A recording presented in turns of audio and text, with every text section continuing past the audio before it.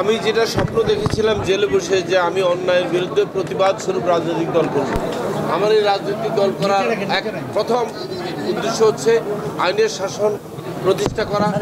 এই যে আদালতে বিচারের নামে যে প্রহসন, মানুষকে ধরে ধরে নিয়ে মামলা দিয়ে হামলা দিয়ে গুম করা এবং জেলে দেয়া, এই কালচার বন্ধ করতে হবে। এটাতে বাংলাদেশের মানুষ নির্যাতিত। দ্বিতীয়টা হচ্ছে আমাদের কোনো সামাজিক নিরাপত্তা নাই, সুরক্ষা নাই।